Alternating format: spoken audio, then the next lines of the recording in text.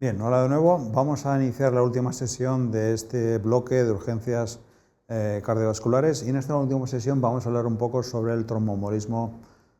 arterial felino, una urgencia que seguramente os vais a encontrar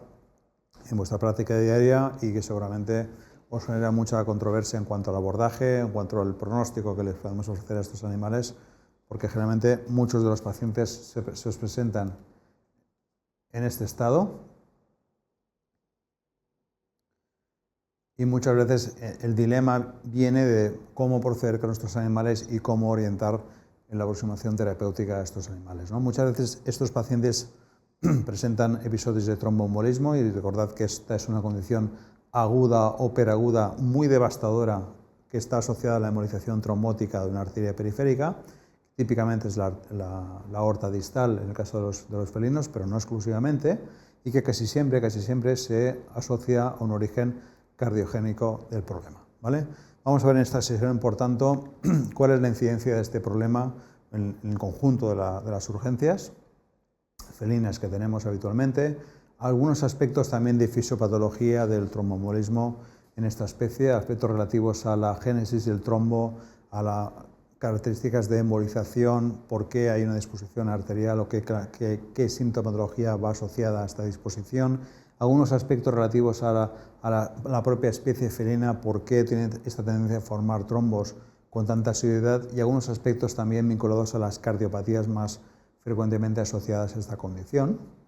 Vamos a hablar también de un poco de los síntomas asociados a esta presentación, a veces muy típicos en urgencias, pero otras veces no tan típicos y que nos pueden pasar algo desapercibidos. Hablaremos un poco también de las aproximaciones diagnósticas que podemos tener en estos animales, la tradicional, básicamente basada en el examen físico y ya está, o otras que podemos utilizar para apoyar, sobre todo en presentaciones aquellas de tipo subclínico o no tan evidentes, en base a la exploración física básica.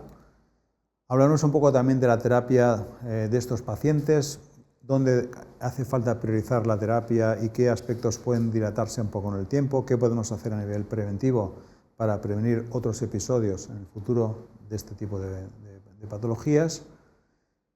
Hablaremos brevemente sobre lo que es la lesión de isquemia y reperfusión, que a veces es un factor complicante importante en estos pacientes y que a veces determina la eutanasia de muchos de estos pacientes. Hablaremos un poco de cómo reconocerla y cómo evitar un poco que se presente. Y hablaremos por último de un poco de pronóstico, aspectos, digamos,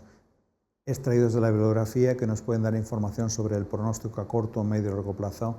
de estos pacientes, ¿vale? Y para empezar, vamos a empezar con algunos datos referentes a lo que es la incidencia de este problema en la práctica clínica diaria. Es una situación, una condición, un motivo de urgencia relativamente prevalente en el conjunto de población felina que se ha admitida en urgencias. En concreto, podemos estimar que uno cada 200 casos que veáis en urgencias se presentarán con este tipo de urgencia, con lo cual en aquellas situaciones, en aquellas clínicas que hacéis muchas urgencias, es una condición que tarde o temprano os vais a enfrentar a ella, es moderadamente frecuente. Sí que es verdad que la mayoría de estos pacientes que se presentan en urgencias con esta presentación casi siempre tienen una cardiopatía subyacente. Esto es algo que, sea evidente en la exploración o no sea evidente ni en la historia clínica ni en la exploración, hay que intentar buscar, porque casi siempre hay algo que lo explica, casi siempre es una cardiopatía. Hay que tener en cuenta que es más prevalente en los machos, pero esto en algunos estudios es un poco discutible, por tanto el hecho de que se presente en machos o presente en hembras no es para nada un factor discriminador, lo vais a encontrar en los dos sexos con frecuencia. Típicamente os vais a encontrar esta situación en gatos de edad media avanzada, pero generalmente porque va vinculada a la evolución de la propia cardiopatía subyacente, por tanto. Pero ya digo, podéis encontrarlo en gatos gerontes como primer episodio, en gatos por debajo de este rango de edad. Es una, digamos, edad media presentación, pero para nada excluyente tampoco, como tampoco lo es el sexo, ¿verdad? Y sí que tenéis que tener en cuenta que 3 de cada 4 gatos que veáis van a presentar una afectación bilateral, que puede ser un poco asimétrica, pero en algunos casos, 1 de cada 4 se os va a presentar con otras presentaciones que también pueden estar vinculadas a esta situación y que también van a tener casi siempre una cardiopatía subyacente, ¿vale? Por tanto, presentaciones no tan típicas, en rangos de edad no tan típicos, en sexos, en hembras, por ejemplo, no son para nada descartables la posibilidad de que tengamos un tromboembolismo, ¿vale? La prevalencia, evidentemente, como va vinculada muchas veces a la prevalencia de cardiopatías subyacentes, quizás es más prevalente en ciertas razas, ¿verdad? Pero, ya digo, no es porque el efecto racial en sí, sino porque lo es la cardiopatía subyacente que estas razas suelen presentar. En nuestra experiencia, la mayoría de gatos que vemos con estos episodios no son de estas razas que veis aquí, no son ragdoll, siamés, persas, sino que son gatos europeos. Por tanto, la raza tampoco es un factor discriminador para descartar del diagnóstico diferencial esta posibilidad. ¿De acuerdo? Algunos aspectos relativos a la fisiopatología, algunos aspectos relativos a la trombosis, a la embolia, a la disposición arterial, a la especie y a la cardiopatía subyacente que presentan estos animales. Bien, como hemos dicho, muchos de estos animales, o casi la totalidad, presentan estos episodios de embolias, de tromboembolias, asociados a cardiopatías subyacentes. Y muchas de estas cardiopatías se asocian a dilataciones atriales muy severas. Estas condiciones de dilatación atrial muy severa conllevan condiciones básicamente de lesión endotelial por sobreexpansión de esos atrios, generan alteraciones en la coagulabilidad de esos pacientes, la tendencia hipercoagulable se hace más prevalente y muchas veces esta dilatación y esta actividad procoagulante de estos pacientes genera cierto éxtasis sanguíneo que favorece precisamente esto, la procoagulabilidad y la formación in situ de trombos dentro de la propia cámara cardíaca, ¿vale? Por tanto, tenemos distensión,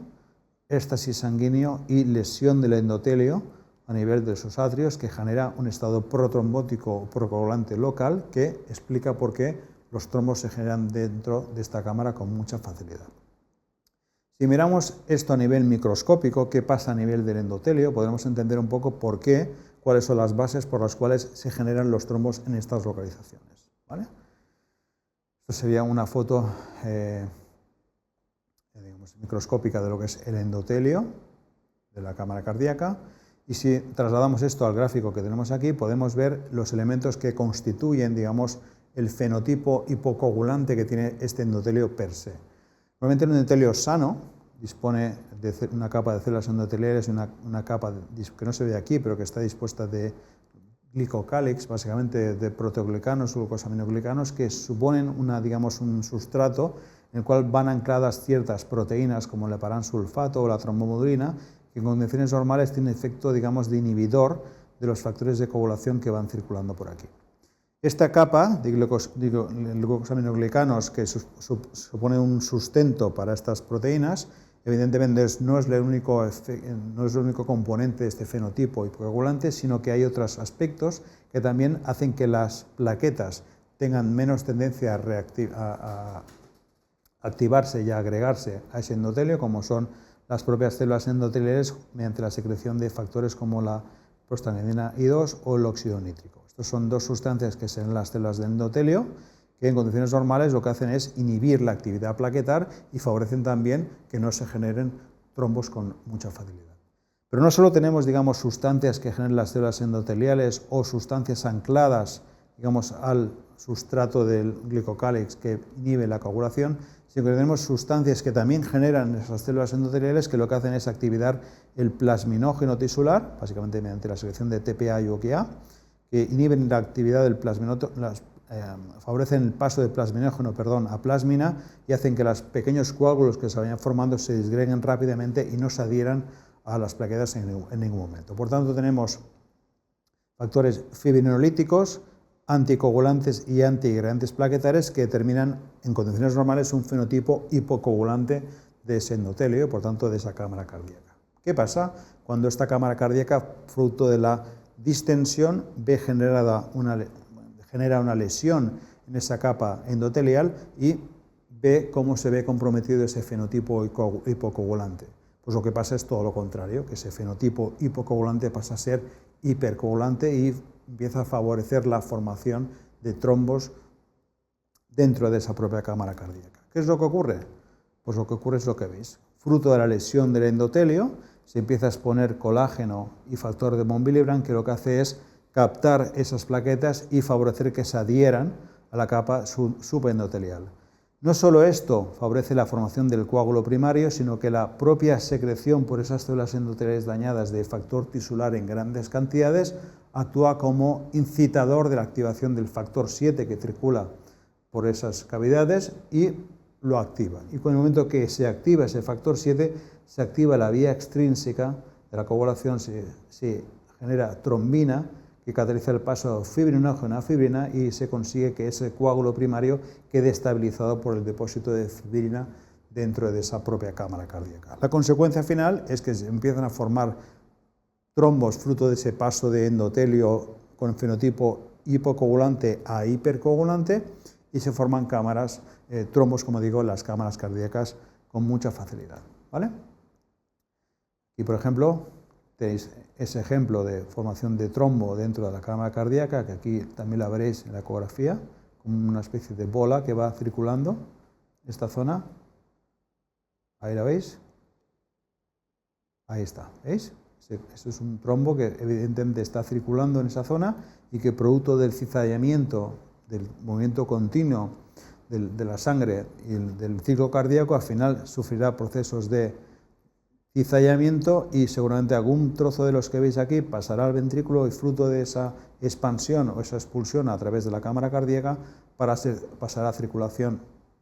sistémica por vía arterial, ¿de acuerdo? Desde luego, si se forma el trombo en esa cámara cardíaca, pasa por cizallamiento partes de esos trombos a la cámara izquierda y de ahí son vehiculados a circulación, lo más normal es que se depositen en la aorta distal conforme el diámetro de esa aorta se va disminuyendo y el trombo llega a ocluir esa zona, ¿no? Lo más típico es que aparezcan esos trombos en la aorta distal, justo en la irrigación o en la ramificación en las ilíacas externas y la sacra media, como veis aquí en esta disposición, pero existen otras localizaciones. Puede haber localizaciones braquiales, típicamente la arteria braquial derecha es la que se ve más afectada y daría presentaciones de este tipo muchas veces. Puede haber también trombosis a nivel renal, de arterias renales, evidentemente con manifestación, dolor agudo, fallo renal agudo y otros tipos de manifestaciones no tan típicas. Puede haber localizaciones mesentéricas o esplánicas o incluso cerebrales, con lo cual la manifestación, aunque típicamente es de trombosis, paresis, paraparesis, típicamente asociada a la obstrucción de la aorta distal, puede haber otras localizaciones que nos den presentaciones algo más atípicas y que también hay que tener en cuenta que se pueden presentar, ¿vale? Vale, algunas particularidades procoagulantes de la especie. Parece ser que en estos pacientes que tienen una alta incidencia de cardiopatías y que hemos visto la facilidad con la cual se generan estos trombos por estas características procoagulantes, hay algunas características que explican por qué, especialmente los gatos, se presentan con más frecuencia este tipo de trombos. En gatos se ha documentado ya hace bastantes años que hay una cierta hiperagregabilidad plaquetar, con lo cual en estos condicionantes esta condición lo único que hace es facilitar que se formen trombos con más facilidad. De hecho, últimamente en el año 2021 ha sido alguna publicación científica en la cual no solo esta hiperagregabilidad plaquetar se documenta, sino que se especifica en concreto en la sobreexpresión de factor von Willebrand en el propio endocardio dañado de estos animales y en el propio trombo de estos gatos, con lo cual es un factor ya más focalizado o más determinado de por qué pueden estar estos pacientes presentando con tanta asiduidad trombosis reiteradas y trombosis con alta significación clínica, ¿vale? No solo hay un efecto, digamos, local vinculado a la formación o la sobreexpresión de este factor y la agregabilidad plaquetar a estos trombos a nivel local, sino que hay ciertas condicionantes, digamos, sistémicos que también favorecen la formación de trombos, básicamente mediante la determinación de elevados niveles de fibrinógeno, factor 8, complejos de trombina, antitrombina y dímeros D y menores concentraciones de antitrombina que se han determinado en gatos con cardiopatía. Es decir, que no hay solo efectos locales, sino que hay un proceso inflamatorio sistémico en estos pacientes que condiciona tendencias hipercoagulables a nivel sistémico también en estos animales que al final tienen consecuencia a nivel local. ¿De acuerdo? De hecho, incluso el propio sistema inmune se ha documentado recientemente en publicaciones de 2020 como un factor también procoagulante implicado en la génesis de trombos. En concreto, los neutrófilos, mediante la activación de la netosis, se ha visto que pueden favorecer la formación de trombos o explicar parte de las recidivas que estos pacientes suelen tener, ¿vale? Por tanto, hay un proceso, digamos, vinculado a características, manifestaciones específicas de la propia especie que también predisponen a estos gatos cardiópatas a que estos episodios se den con más asiduidad, ¿vale? Bien, ¿qué patologías cardíacas suelen estar vinculadas a esta condición o suelen ser las más prevalentes? Hemos dicho que el 90% de los casos de tromboembolismo aórtico suelen tener un origen cardiogénico. Las cardiopatías más prevalentes por incidencia y por prevalencia general suele ser la cardiopatía hipertrófica o fenotipos hipertróficos típicamente, pero otras patologías cardíacas como la restrictiva, la dilatada, la no clasificada o la arritmogénica del corazón derecho también se han vinculado a estos fenómenos trombóticos, ¿no? Algunas patologías menos habituales, como la endocarditis infecciosa o ciertas cardiopatías congénitas, no son descartables, a veces se pueden presentar también vinculadas a esta situación, pero son bastante menos frecuentes. Existen algunas patologías no directamente cardiogénicas o unos episodios de tromboembolismo arterial de origen no cardiogénico documentados en la bibliografía. Sí, se ha documentado en un porcentaje mucho menor de animales, en casos con hipertiroidismo. También existe un cierto riesgo relativo de presentarse esta complicación. Pacientes con neoplasias pulmonares, con sepsis, coagulación intravascular, nefropatías pueden presentarse también con esta presentación, pero ya digo, básicamente en la gran mayoría de pacientes donde diagnostiquemos esta complicación, casi siempre habrá una u otra cardiopatía subyacente que habrá que intentar diagnosticar, fijar y tratar convenientemente. Vale, en cuanto a la sintomatología asociada, generalmente es una situación urgente. Típicamente el propietario te llama porque el paciente estaba perfecto y de golpe se lo ha encontrado que no se puede mover, está paralítico, arrastra las patas, grita, vocaliza, está jadeando, genera maullidos constantes y es una situación bastante aguda, sobreaguda y alarmante. Típicamente estos pacientes cuando se presentan con esta presentación bilateral, ¿no?, que afecta al tercio posterior, lo que se denominan las síncopes. Las síncopes básicamente se caracterizan por la presencia de dolor, muchas veces un dolor agudo, severo, que explica el jadeo, la vocalización constante de estos animales. Se caracteriza también por la presencia de paresis o parálisis, básicamente por una neuropatía isquémica asociada a la obstrucción del flujo. Presenta palidez debido a la obstrucción del flujo. Las patas afectadas suelen estar frías, blancos los cojines oceanóticos, ¿de acuerdo? Pérdida de pulso, no es posible detectar el pulso en las extremidades afectadas mediante la palpación digital o mediante la detección mediante Doppler. Muchas veces no es posible detectar un pulso efectivo en la extremidad o extremidades afectadas. Y por último, presentan extremidades frías. En diferencia a la temperatura corporal que tienen otros extremos apendiculares, las extremidades afectadas de estos animales suelen estar frías. Típicamente, ya digo, por tanto, presentan dolor, paresis, palidez, pérdida de pulso, hipoquilotermia. Las 5 P's, ¿vale?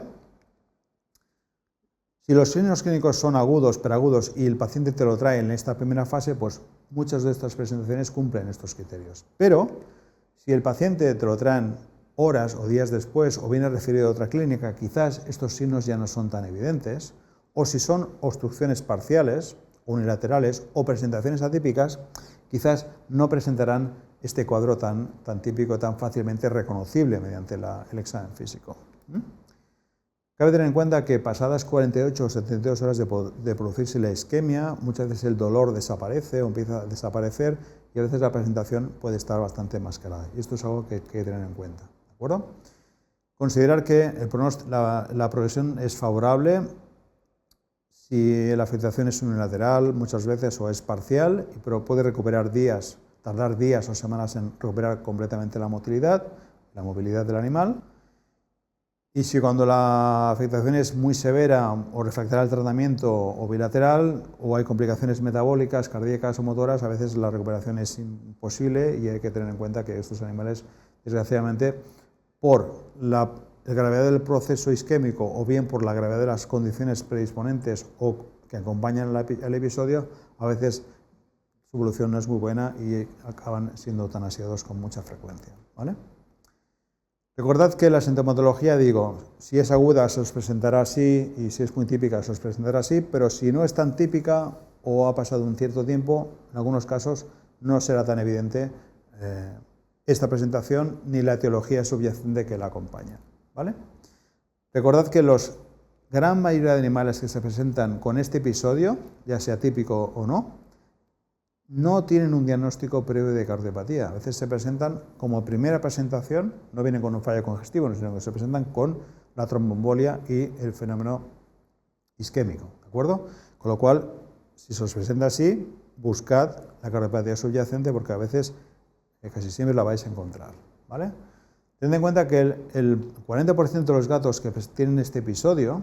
muchas veces, incluso aunque busquéis, que intentéis miraros en la exploración, no vais a detectar anomalías a la auscultación. No vais a detectar ese galope que os dé la pista, no vais a detectar ese soplo que os dé la pista y va a requerir otras pruebas complementarias para llegar a un diagnóstico, pero buscadlo porque seguramente está,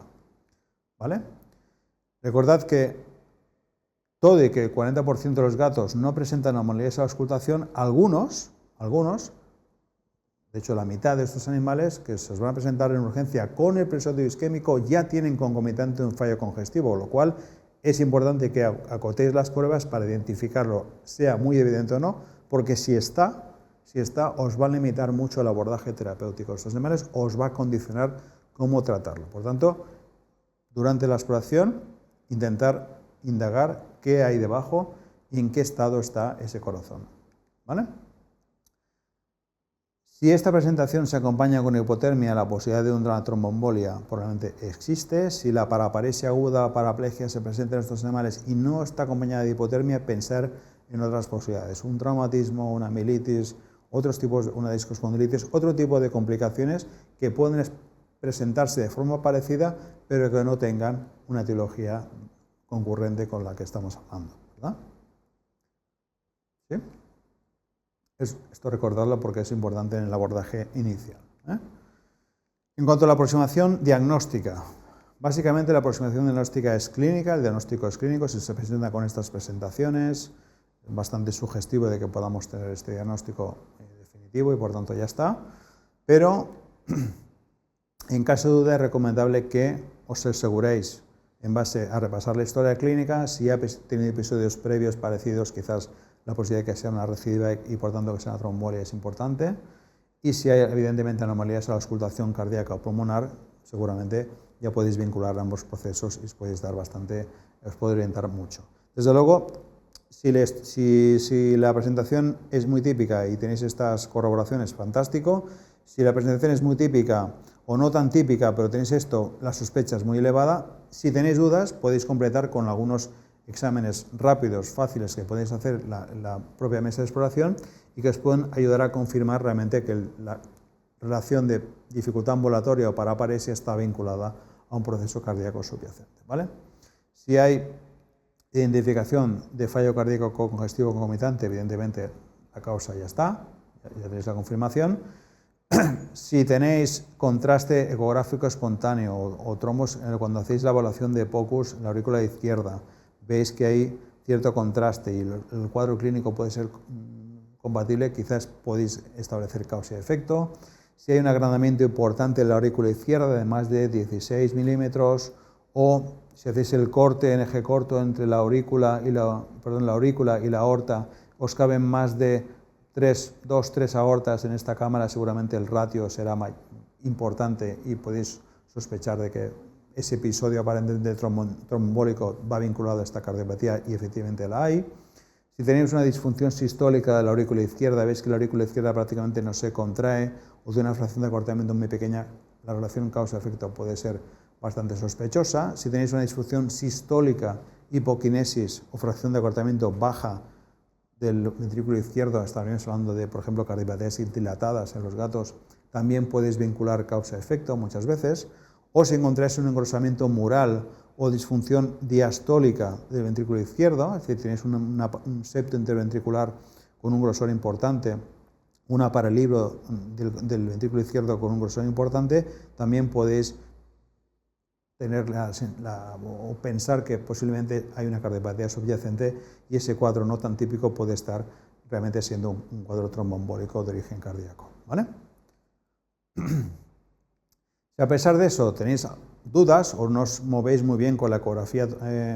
en urgencias, podéis intentar utilizar otras herramientas para intentar confirmar o no esta posibilidad. Puedes intentar hacer una ecografía abdominal y ver si visualizáis el trombo en la aorta distal, pero esto, conforme pasan las horas, a veces es difícil de confirmar. Podéis intentar utilizar el Doppler para ver si, aunque no notéis pulso y tengáis la sensación de que están las patas frías, de que efectivamente no hay pulso detectable en la zona del tibiotarso, a veces es sensible, a veces no tanto. O podéis utilizar otras técnicas, como es la del diferencial de glucosa y lactato sistémico versus las extremidades afectadas, que parece ser que tiene una efectividad, una sensibilidad cercana al 100%, en casos con sospecha clínica suficiente, ¿no? Y por ejemplo tenéis este artículo del 2014, donde se compara el valor de glucosa en las extremidades potencialmente afectadas y el nivel de glucosa sistémico. Algo parecido también encontramos con el lactato, en el cual sí se determina que en el caso de los gatos, si la diferencia entre la glucosa periférica de la extremidad afectada y la sistémica es 30 miligramos de decilitro inferior a la sistémica, tiene la sensibilidad cercana al 100% de diagnóstico de un episodio de este tipo tromboembólico en gatos con cuadro compatible, ¿de acuerdo? Por tanto, os animo a que lo hagáis, porque en casos de dudas o en caso de que la ecografía no sea una opción, podéis determinar este tipo de determinaciones, la glucosa o el lactato. Si la glucosa está muy por debajo de lo que es en sangre o el lactato está por encima de lo que está en sangre sistémica, podéis tener un apoyo realmente de que posiblemente os encontréis ante un cuadro de este tipo. Hay otros métodos diagnósticos más modernos, como la termografía, algún artículo recientemente publicado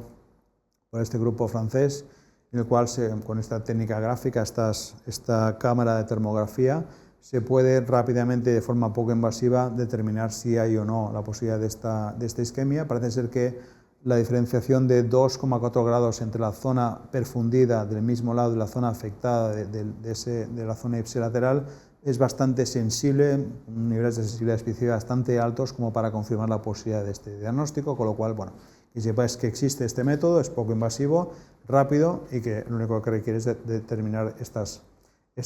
tener de estas cámaras para poderlo llevar a cabo. Pero bueno, es otra opción rápida y poco invasiva que os puede ayudar en caso de duda. ¿Vale? En cuanto a la aproximación terapéutica, ¿no? Una vez hemos establecido las bases o la incidencia de esta patología, por qué se generan trombos, cuáles son los síntomas que vais a ver más frecuentemente vinculados y qué herramientas diagnósticas, ya digo, el examen físico y otras pruebas, tanto analíticas como de ecografía, os pueden ayudar a confirmar la presencia y la etiología subyacente, hay que afrontarse con el tratamiento. Y el tratamiento puede ser más o menos complicado en función de la situación y más o menos priorizado en función de la situación. Y esto es algo que vamos a intentar ver ahora. Puede ser que os encontréis con dos escenarios. Un escenario en el cual hay una afectación típicamente bilateral, bueno, que haya ausencia de función motora, el paciente tiene paraplegia aguda, que tenga un dolor severo o excruciante, que a veces puede ser incluso refractario al tratamiento con analgésicos, que luego veremos, que se acompaña de hipotermia muy marcada de esas extremidades, que además se vincula a signos de fallo cardiocongestivo en muchos de estos animales y que incluso en algunos animales se caracteriza por la presencia de bradicardia. Si tenéis este escenario, o la mayoría de estos signos, quizás vale la pena que tengáis una conversación con el propietario y valoréis otros aspectos del paciente, relacionados con el paciente, con la clínica, con los antecedentes, con la edad, con otras patologías, con el carácter del animal que permita o no tratar ese animal de forma efectiva en casa, con la logística que va a requerir ese tratamiento, ese seguimiento de ese paciente, antes de decidir si tratar o no, porque son pacientes que el pronóstico es hasta cierto punto sombrío a corto o medio plazo, ¿vale? Por el contrario, si tenéis pacientes que tienen solo afectación de solo una extremidad, que tiene cierta presencia de función motora, no es una paraplegia completa, hay cierta actividad motora, el dolor es moderado, se controla suficientemente con fármacos, presenta normotermia, la actitud del animal no es del todo mala y no hay signos de fallo cardiocongestivo concomitante, quizás sí que aquí vale la pena que os planteéis el tratamiento, porque el tratamiento agudo generalmente puede ofrecer ciertas garantías y hoy en día los tratamientos combinados con entregantes plaquetales y anticoagulantes, que vamos a ver luego, parece ser que dan una ligera esperanza a estos pacientes de tener una expectativa de vida moderadamente larga. ¿Vale? Vale, ¿cómo vamos a, tanto si estamos en un escenario como en otro, si nos planteamos hacer un tratamiento hospitalario, cuáles son las patas de terapia que tenemos que tener clara que hay que implementar y cuál es la cadencia de presentación o la cadencia de decisiones que hay que tener en cuenta en estos animales? Pues básicamente el oxígeno. El oxígeno, ya lo hemos hablado hasta la saciedad en otras sesiones, es nuestra primera herramienta de trabajo, lo habéis visto en el vídeo que hemos visto al principio de la presentación. Es una herramienta fundamental, lo vais a tener que utilizar. El dolor es otro factor que hay que tener controlado en estos pacientes, porque es un dolor muy excruciante y si hay evidencias de su presentación debe tratarse lo antes posible. Otro aspecto que vamos a tener que manejar, porque hemos dicho que muchas veces casi todos los pacientes que se nos van a presentar tienen fallo, o sea, alguna cardiopatía subyacente y muchos de ellos no tienen anomalías de la auscultación, pero sin embargo sí tienen signos de fallo congestivo. Hay que intentar determinar si existe este fallo congestivo, porque si existe hay que tratarlo. Hay que inducir un estado hipocoagulante en estos animales lo antes posible. Hay que hacer que este coágulo se empiece a disgregar de forma natural lo antes posible y no se incremente o no acreciente su tamaño o sus repercusiones. Hay que mejorar el flujo sanguíneo en las áreas infartadas. Ya veremos cómo, y iniciar un tratamiento de soporte adecuado también lo antes posible, ¿vale?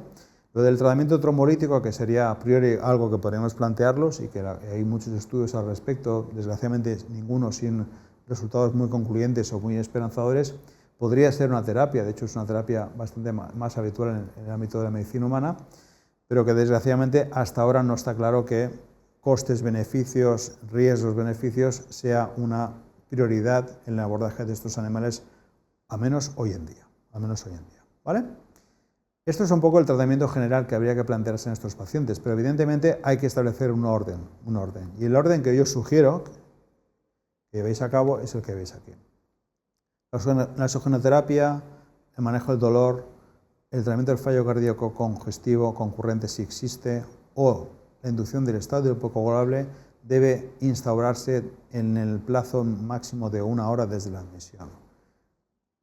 Una vez está instaurado este tratamiento, ya nos preocuparemos del mejorar el flujo sanguíneo en las áreas infartadas o de iniciar un tratamiento de soporte que luego prolongaremos obviamente durante más días, ¿no? Pero en la primera fase es importante que estos 4 aspectos de la terapia se instauren lo antes posible y se fijen exactamente en cada uno de estos pacientes, ¿vale? A nivel de oxígeno, ¿qué opciones tenemos?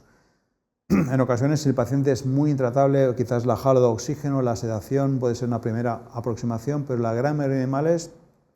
el flujo libre permite iniciar otros métodos exploratorios, soportar al paciente de forma segura y es la opción que yo recomiendo en casi todos los animales porque puede ser efectiva, puede ayudar y nos va a permitir seguir avanzando con el manejo de estos animales. La mascarilla no os la recomiendo demasiado y las gafas nasales en la mayoría de pacientes no es una buena opción porque pocos animales se las van a dejar poner en estas condiciones, ¿eh? Flujo libre en primera instancia es mi primera recomendación. En cuanto al manejo del dolor, recordad que algunos animales, sobre todo si se presentan con afectación bilateral, una presentación aguda o sobreaguda, van a manifestar dolor y es importante que el dolor consideremos que es un dolor de estado máximo y por tanto tiene que ser tratado convenientemente, ¿vale? Las opciones terapéuticas quizás que serían de mi elección serían la metadona, en casos refractarios o valorando muy bien riesgo-beneficio podemos utilizar fentanilo o incluso remifentanilo en algunos casos. Casi siempre digo, el tratamiento con narcóticos es casi obligatorio. Los signos vinculados a este tipo de dolor suelen ser muy variables, vocalización, jadeo, taquipnea, como he visto en el vídeo inicial, a veces automutilación, agresividad o dificultad en el manejo, agitación del animal, algunos signos menos frecuentes, la propia ansiedad, la taquicardia, la anorexia, pero básicamente la fase aguda, peraguda, los signos que veis aquí son los más habituales y muchos de estos signos, en el momento que inicias el tratamiento analgésico, mejoran sedan al animal y permiten que luego puedas colocar una vía y comenzar a trabajar rápidamente con estos animales. Bien, evidentemente, si el animal presenta, después de tratar el dolor, sigue persistiendo un patrón mixto taquimnéico, un patrón restrictivo, hay anomalías en los campos pulmonares, cuando lo has ocultado de crepitaciones o atenuaciones, detectas soplo evidente a la OPE o arritmias, quizás la posibilidad de que haya un fallo cardíaco congestivo la tienes que tener en cuenta y esta también tiene que ser tu prioridad del tratamiento. El T-POCUS te va a confirmar si existe o no esta posibilidad. Si encuentras un ratio aurícula izquierda aorta de más de 1,7 o un septo interventricular oropares libre de más de 0,6, piensa que posiblemente aquí tenemos algo que es un proceso congestivo que puede estar subyacente o explicando estos hallazgos de exploración y por lo tanto también habrá que tratarlo. Si evidentemente confirmas ya que hay disfunción sistólica o diastólica, obviamente, y si hay derrame pleural, pues seguramente habrá que vaciar esa pleura con una toracocentesis preventiva lo antes posible, ¿vale? Vuestros gran aliados aquí son la furosemida, muchas veces el pimovendán en casos refractarios, salvo que haya obstrucción de salida del ventrículo izquierdo, en el cual es quizás más discutible, pero bueno, hay algunos artículos recientes que preconizan un poco maximizar el volumen de eyección. La forma más fácil de hacerlo cuando hay cuadros congestivos graves que hay que tratar rápido, quizás es la combinación de estos aspectos, más la toracocentesis, obviamente, si hay derrame derrame pleural, que sabéis que incluso en pacientes con hipertrofia cardíaca o con fallo cardíaco izquierdo y crepitaciones a veces también presentan derrame pleural que necesariamente no responde a los diuréticos y que necesita ser tratado con pleurocentesis reiteradas en algunas ocasiones, ¿vale?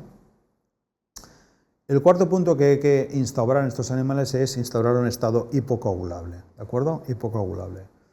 Y aquí tenemos diferentes opciones. Tenemos opciones, digamos, anticoagulantes, ¿vale? Y aquí varias posibilidades. Utilizar cumarínicos, utilizar heparinas de diverso tipo, no fraccionada, de bajo peso molecular, utilizar análogos sintéticos de heparina, o lo que se denominan heparinas de ultra bajo peso molecular, como el fondaparinux, inhibidores directos del factor 10, como el rivaroxaban, que está bastante de moda últimamente, o bien inhibidores directamente de la trombina, del cual hay menos bibliografía al respecto en medicina veterinaria, en concreto en este contexto, como el dabigatran, o el merigatran, o el vilarudin o el lipirudin, ¿vale? Estos son fármacos que inhiben la coagulación, pero recordad que esto es uno de los factores que se ve activado en estas condiciones, pero que también existe un factor plaquetar que intentar corregir en estos pacientes. Y a nivel de antiagregantes plaquetarios tenemos varias opciones. Los inhibidores de la ciclooxigenasa, básicamente, por ejemplo, ácido acetilsalicílico, las tienopiridinas, que también generan un bloqueo irreversible de ciertos receptores, como son el clopidogrel, que es de uso muy habitual, y otros menos habituales porque también tienen ciertas prestaciones, como son los análogos de nucleósidos, que generan un bloqueo reversible de los mismos receptores, o antagonistas de receptores plaquetarios más específicos, como la axiximab. En concreto, los que utilizan en veterinaria o que hay documentación o hay bibliografía al respecto son los que veis aquí. Básicamente las heparinas y los inhibidores del factor 10, rivaroxaban. En cuanto a antiagregantes plaquetarios, hasta hace unos años se utilizaba mucho el acetil salicílico, la aspirina, pero hoy en día básicamente ha quedado desterrado en base a la evidencia científica por el uso de clopidogrel y de hecho la mayoría de estudios confirman que es una buena opción terapéutica en muchos de estos animales. ¿De acuerdo? Vale, ¿dónde actúan estos fármacos que hemos comentado? Los anticoagulantes y los antiagregantes plaquetarios. Pues en muchos de los factores que hemos comentado anteriormente que cambiaban conforme el proceso de lesión endotelial era más manifiesto, ¿no? Aquí tenéis un breve esquema en el cual podéis ver en qué factores de coagulación actúan, por un lado, las warfarinas, que veis que tienen un espectro mucho más amplio, también de efectos adversos, obviamente, porque inhiben más factores de coagulación. De hecho, hoy en día su utilización está completamente desaconsejada en este contexto, con lo cual, hasta hace unos años se utilizaban porque no habían otras opciones, pero hoy en día han quedado totalmente desestimadas. Las otras opciones son las heparinas, que son de uso más habitual en el ámbito del contexto del paciente hospitalizado, y luego, para tratamientos en casa o tratamientos ya no ambulatorios, el fundaparinux o el rivaroxaban son las otras opciones que podemos llegar a utilizar. En cuanto a los antiagregantes plaquetales, básicamente el clopidogrel, como antagonista de los receptores P2 y 12, son receptores de ADP, son los bloqueadores irreversibles de estos receptores y bloquean estos receptores durante toda la vida de la plaqueta, con lo cual, bueno, son efectivos y hasta cierto momento bastante seguros en su utilización. La aspirina, que ya digo hoy en día cada vez se utiliza menos, y la Axicimab, que no utiliza estos receptores, sino utiliza los receptores de fibrinógeno, ¿verdad?, que tiene una actividad y una especificidad algo más específica para este problema, ¿vale? En cuanto a las heparinas realmente en el ámbito del animal hospitalizado puedes utilizar tanto unas como otras. En el contexto de tratamiento agudo realmente no hay mucha diferencia en su efectividad. Sí que es verdad que, por ejemplo, las heparinas de bajo peso molecular quizás tienen una actividad algo más selectiva, tienen una mayor biodisponibilidad, el efecto es quizás más predecible.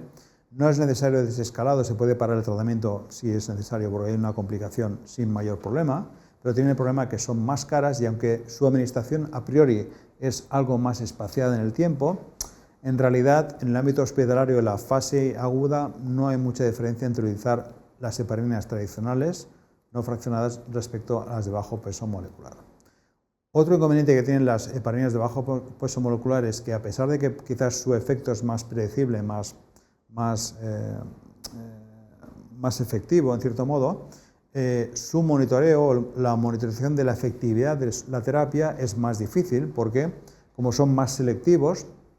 requieren de mediciones concretas, en concreto del factor anti-10A, para monitorizar la efectividad in vitro de esa terapia. Cosa que, por ejemplo, en la heparina no fraccionada, con la monitorización de tiempos de tromboplastina parcial activada, típicamente que tenemos en cualquier clínica, podemos tener una idea de si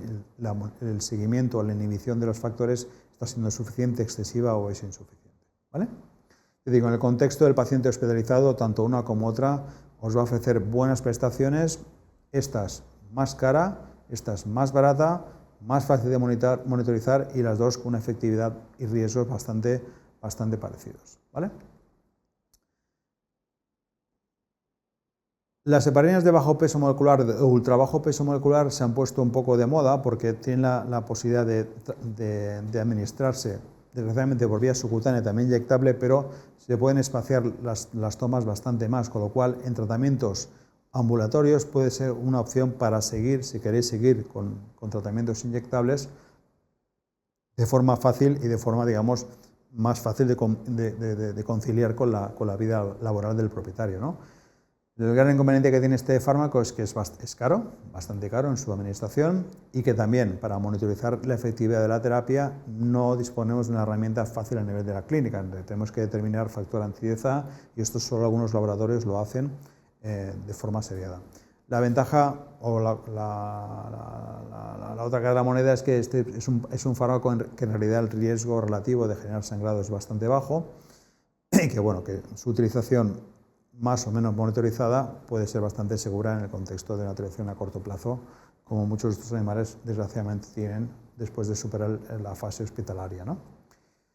Si no tenéis o no queréis utilizar anticoagulantes de tipo inyectable, hoy en día existe la posibilidad de utilizar el Rivaroxaban, que es también un inhibidor selectivo del factor 10, que tiene cierto efecto antiplaquetario indirecto.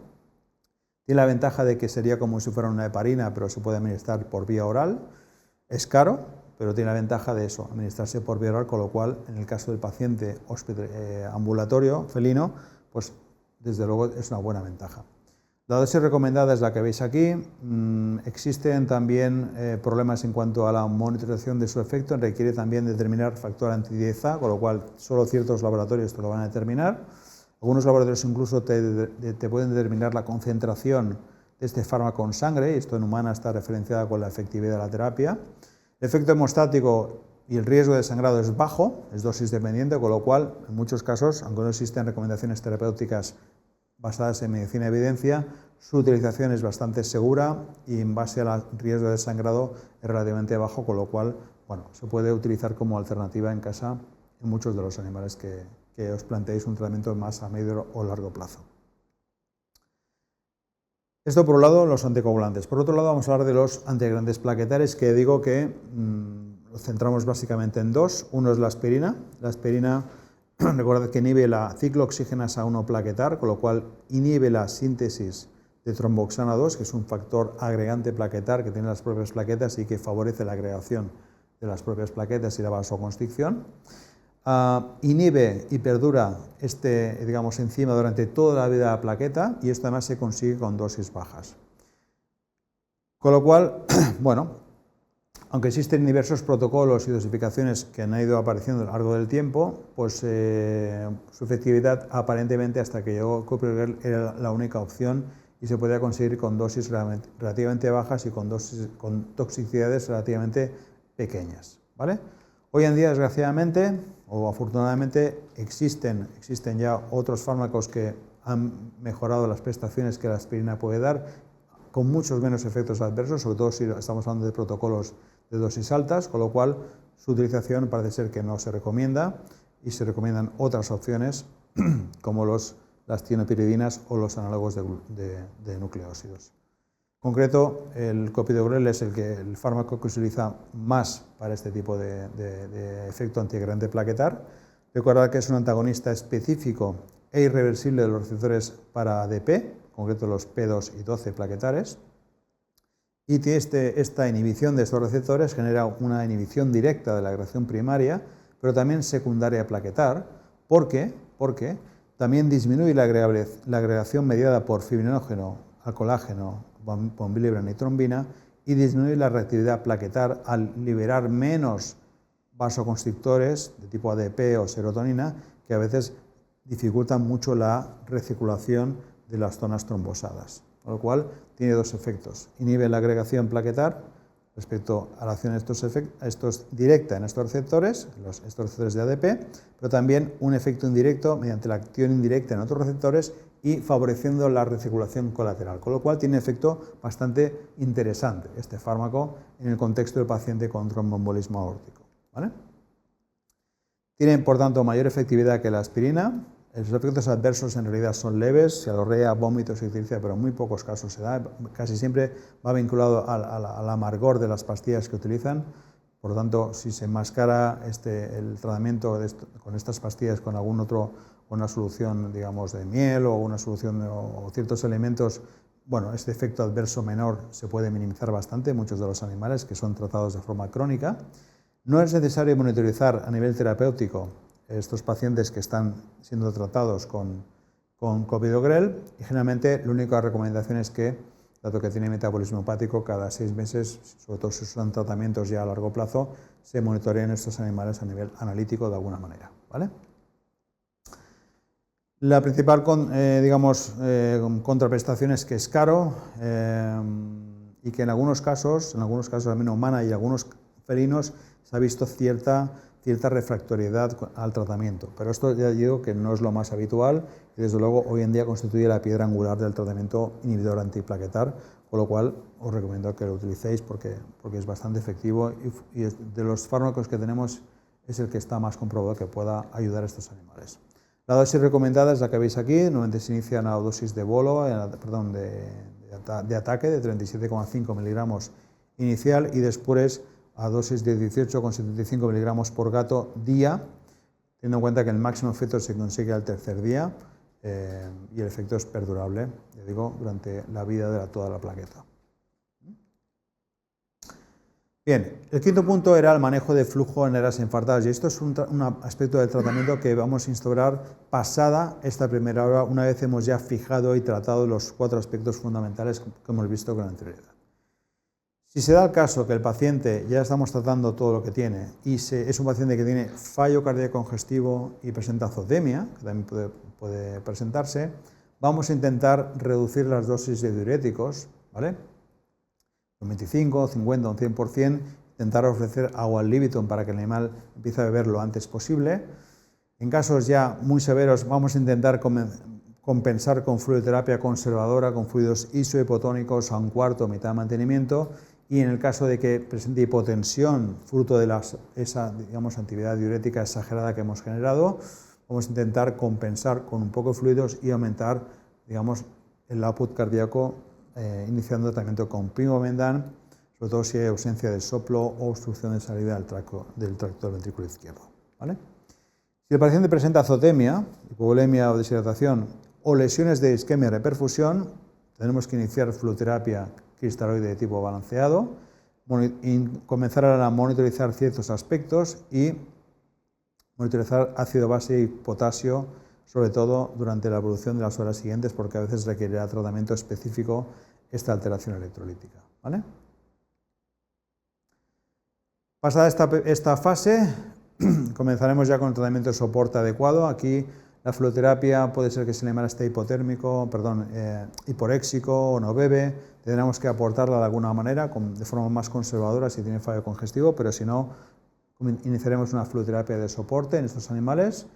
teniendo en cuenta las pérdidas por deshidratación y teniendo en cuenta que nos va a ayudar un poco a la remoción de toxinas metabólicas, potasio y ácidos orgánicos en muchos casos.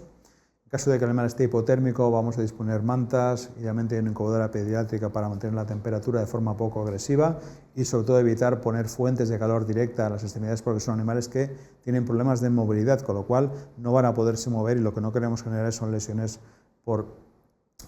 térmicas iatrogénicas, ¿no? El soporte nutricional precoz será una fase posterior, una vez tengamos resuelta el fallo congestivo y ya hayamos iniciado toda la terapia, sobre todo si el paciente tiene que estar en una estancia prolongada y su condición corporal empieza a deteriorarse. Habrá que insistir en este aspecto, ya digo, pasadas 48 o 72 horas del cuadro agudo, es una cosa que quizás nos tenemos que plantear. Una sonda nasogástrica es sencilla de poner, fácil y puede ser una gran ayuda para ayudar a la recuperación del paciente. Y evidentemente medidas de higiene y confort, porque son animales que suelen encima, que no se pueden mover y que lo que no queremos es generar más lesiones secundarias en estos pacientes con el tercio posterior bastante inhabilitado muchas veces. La fisioterapia y los cuidados generales, obviamente, lecho blando, seco, buena temperatura corporal, buena temperatura ambiental, cuidados infectuosos, evidentemente evitar la atrofia muscular también puede ayudar un poco a restablecer la normalidad lo antes posible. En cuanto al último aspecto del tratamiento, la trombectomía, la trombolisis, son aspectos, digamos, de la terapia que se han descrito en la bibliografía de forma bastante anecdótica. Hay diferentes opciones, por ejemplo, aquí os pongo la reolisis mediante el trombojet, que es una reducción mecánica de los trombos, pero en cualquier caso son, digamos, descripciones anecdóticas que evidentemente tienen un alto riesgo anestésico y una alta mortalidad asociada, porque evidentemente se disponen este tipo de dispositivos a través de la carótida y son pacientes con cardiopatía, con todo el cuadro trombótico, cardiópata y a veces con fallo congestivo. En las primeras fases, cuando más efectivo es este tipo de terapias, evidentemente no compensa ni compensa los riesgos asociados a este tipo de técnicas, con lo cual, bueno, que sepáis que existen, que está indicado en el tratamiento precoz de la trombosis, pero que en la realidad la complejidad técnica, los elevados costes y el riesgo para la anestesia del paciente y la mortalidad asociada pues hacen que no sean de uso para nada habitual, ¿vale? Lo mismo pasa, por ejemplo, con la cirugía. La cirugía, evidentemente, si hay un trombo, la arteriotomía y la extracción de los trombos puede ser una opción para restablecer la perfusión, pero también el riesgo anestésico, las lesiones de perfusión asociadas y las complicaciones de manejo pueden, pues eso, que hacen que muchos de estos reportes sean anecdóticos y aunque tenemos experiencia con algún caso en el hospital, realmente son casos muy, muy especiales y que para nada son la norma habitual en el abordaje de estos pacientes. Lo mismo pasa un poco con las terapias trombolíticas. Hasta hace unos años se han venido publicando ciertos estudios donde se preconiza el uso de streptokinasa o TPA para pues eso, favorecer un poco la fibrinolisis, la actividad del plasminógeno en la plasmina y la fibrinolisis posterior. Y desgraciadamente, hasta la fecha no han demostrado en ninguno de ellos que tengan un beneficio suficientemente robusto como para justificar los riesgos vinculados a su utilización o los costes vinculados a su utilización. En concreto, hay algún estudio, por ejemplo, es el 2009, del grupo de Rosansky, en el cual se preconizó el uso de TPA, que quizás es un activador del plasminógeno algo más específico para activar el plasminógeno unido al trombo. no tanto el sistémico, por tanto que previsiblemente podía dar menos efectos adversos de discrasia hemorrágica. Pues bien, este estudio, por ejemplo, que iniciara con diferentes protocolos y diferentes dosificaciones, tuvieron que pararlo porque el índice de complicaciones y mortalidad era tan alarmante que evidentemente el estudio no pudo seguir avanzando, ¿verdad? Hoy en día ha salido alguna publicación también insistiendo en el uso del TPA en este contexto, ya con tiempos más acotados, con dosis más pequeñas, más controladas, en trombosis agudas de menos de 6 horas de evolución, y parece ser que en grupos comparativos, incluso con terapia estándar, bueno, los efectos adversos quizás no son tan manifiestos, pero no hay diferencias significativas en cuanto a recuperación y supervivencia respecto a la terapia estándar, con lo cual los costes, beneficios, riesgos asociados y, practicidad de esta terapia o periodo óptimo de utilización, hoy por hoy todavía no justifican que sea un estándar of practice en muchos de estos animales, ¿vale? Existe, pero todavía está por definir realmente cuál es su utilidad y cuál es la dosificación o el target de tiempo más adecuado para utilizar este tipo de terapias en muchos de estos pacientes, ¿vale? Y hablamos de complicaciones. Algunos de estos pacientes presentan complicaciones, muchas de ellas vinculadas al proceso de la isquemia, pero muchas veces vinculadas también a luego la reperfusión posterior, sobre todo cuando estos tejidos han sufrido isquemias sostenidas o importantes. Muchos de los animales que después de horas de presentar isquemia importante en estos tejidos son reperfundidos estos tejidos, presentan procesos de acidosis metabólicas muy severas, hiperpotasemias, fallo renal agudo, signos neurológicos, arritmias y muerte súbita, y a veces estas complicaciones determinan que estos pacientes finalmente sean eutanasiados. No tanto por el proceso isquémico, no tanto por el proceso cardiópata subyacente, sino por las complicaciones derivadas de la isquemia y luego la reperfusión posterior, que hacen que generen un fallo multisistémico, cardíaco, renal, neurológico, que determina muchas veces que las posibilidades de supervivencia sean pequeñas o los costes derivados sean muy elevados y muchos propietarios opten por la eutanasia, ¿de acuerdo? En ocasiones estos procesos, de isquemia y reperfusión no tienen repercusiones sistémicas importantes, sino que son locales, se producen zonas isquémicas persistentes que generan ulceraciones y necrosis tisulares que a veces pueden requerir de tratamiento un poco posterior o adyuvante a la fisioterapia posterior de estos animales, y que en algunos pacientes que moderadamente pueden tratarse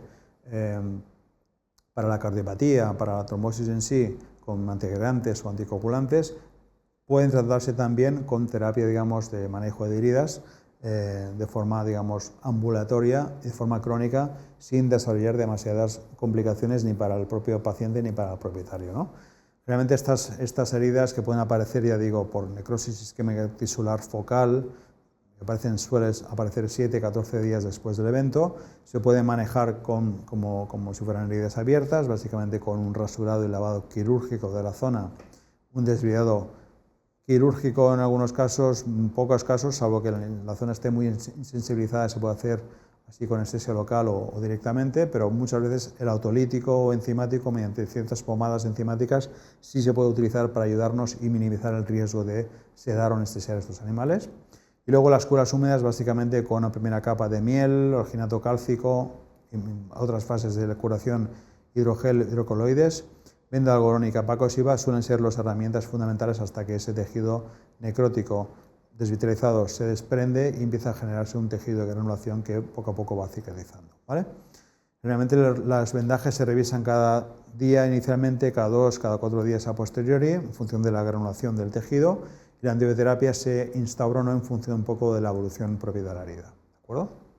Bueno, son pocos casos los que llegan a esta situación, pero que sepáis que si es una necrosis focal y no hay signos sistémicos de esa necrosis o esa complicación, pueden tratarse como si fueran heridas lentamente, de forma progresiva y con una commitment importante del propietario, pero que tienen alguna opción terapéutica si os queréis complicar un poco la vida, ¿vale? Ya finalmente, en cuanto al pronóstico, a corto, medio y largo plazo, algunos datos. Recordad que a corto plazo, tras el episodio inicial, si la afectación es de una sola extremidad, casi el 90% de los gatos tratados sobreviven al primer episodio, y eso es bueno. Si la afectación es de 2 extremidades, el porcentaje cae bastante importantemente. Como máximo, la mitad de los gatos que vais a tratar van a sobrevivir al primer episodio. por la incidencia de complicaciones, por la incidencia de fallo concomitante, por 1000 razones, pero la afectación bilateral ya es un hándicap importante para que muchos de estos animales ya no superen esta primera fase de hospitalización, y desde luego si la afectación es bilateral, es una recidiva, ya tiene episodios previos y se presenta de nuevo, tiene hipotermia muy severa o hay signos de fallo congestivo descompensado, la mortalidad es bastante mayor y quizás entonces vale la pena que habláis con los propietarios. Si el paciente sobrevive al episodio inicial, cabe comentar al propietario que la tasa de recurrencia en general es del 17 al 50%, es decir, que 1 o 2 de cada 4 animales presentará recidivas en el plazo corto de tiempo, y que si no hacemos ningún tratamiento, esta posibilidad es aún mayor. Con lo cual, si pasa el primer episodio, es posible que tenga recidivas, pero para evitar que estas recidivas se presenten, es importante que se instale un tratamiento efectivo, ¿vale? Sí que es verdad que la tasa de recurrencia en gatos tratados, que se presente esta recidiva en el primer año, es bastante elevada, pero si no hacemos el tratamiento va a ser bastante más prevalente y más rápida, ¿vale? Con lo cual es importante que hagamos el tratamiento. Hasta tal punto que en pacientes, digamos, que se instaura la terapia combinada, al menos este es un estudio reciente que se ha publicado hace poco, se instaura o se determina que muchos de estos pacientes, si pasan el primer episodio y se instaura doble terapia con rivaroxaban y clopidogrel, incluso la tasa de supervivencia, si en algunos animales se ha pospuesto hasta 500 días, ¿de acuerdo? Con lo cual ya se incrementa bastante la expectativa de vida, y la tasa de recidivas se ha disminuido hasta un 17%, con lo cual es bastante más pequeña que la que tradicionalmente se venía barajando. Con lo cual parece ser que ahí nos ofrece una ventana de expectativa para estos animales que hay que tener muy en cuenta, ¿vale? Ya para acabar, mensajes a recordar en esta charla. Recordad que el tromboembolismo aórtico felino de origen cardiogénico es una complicación devastadora de muchos pacientes felinos con cardiopatía, tanto clínica ya conocida como subclínica. Casi siempre se presentan como primer episodio y la cardiopatía no ha dado la cara por ningún lado, donde hay que buscarla. El paciente cardiópata felino presenta ciertas condiciones particulares, ya lo hemos visto, de estructura, de patología, de patogenia, que predisponen a la tromboembolia, factores locales y factores sistémicos que condicionan a la tromboembolia. Esto es algo que hay que tener en cuenta. Que la historia clínica y el examen físico del paciente permiten identificar esta condición en la mayoría de los casos. El diagnóstico es clínico y con pocas herramientas de diagnóstico, ya sea analítico, de diagnóstico por imagen, podemos confirmar o contextualizar el paciente en la mayoría de los casos de forma completa. Que la evaluación complementaria de estos pacientes debe incorporar sí o también técnicas POCUS o ecografía diagnóstica, cardiografía diagnóstica, si es posible. Y que el tratamiento inicial debe focalizarse en 4 aspectos: la oxigenoterapia, la analgesia y la antitrombosis, entendiendo antitrombosis como inhibición de la agregación plaquetar y inhibición de la coagulación. El pronóstico depende obviamente de la gravedad de la isquemia, ya hemos hablado de los factores, la afectación bilateral, hipotermia, fallo cardíaco concomitante, son aspectos pronósticos negativos que hay que tener en cuenta. Depende también del tiempo transcurrido, ¿vale? Y también de las complicaciones asociadas que tenga el animal. Si se presenta animal con síndromes de reperfusión sistémicos, alteraciones electrolíticas, inestabilidad hemodinámica, acidosis metabólica muy importante o arritmias, evidentemente las posibilidades de complicaciones son evidentes y la mortalidad se incrementa mucho. Y que por último, el pronóstico a largo plazo mejora si se instaura terapia combinada, anticoagulante y antigrandipedal. Por tanto, cualquier animal que supere el proceso dentro del ámbito hospitalario, el planteamiento del tratamiento del fallo cardíaco congestivo y obviamente un tratamiento preventivo bimodal de la inhibición de la coagulación es importante que se tenga en cuenta. Recordad, anticoagulantes y antigrandes plaquetarios parece ser que son, la terapia combinada es la que ofrece mejores prestaciones. Y sin más, yo en cuanto a este tema no tengo nada más que comentaros. De nuevo, reiteraros que si tenéis dudas o comentarios a hacer o necesitáis bibliografía, que os he puesto muchas citas de la charla, para completar un poco el contexto de este tema, pues con mucho gusto os las pasaré. Podéis contactar conmigo por mail o por correo electrónico, sin problema, y estamos en contacto. Venga.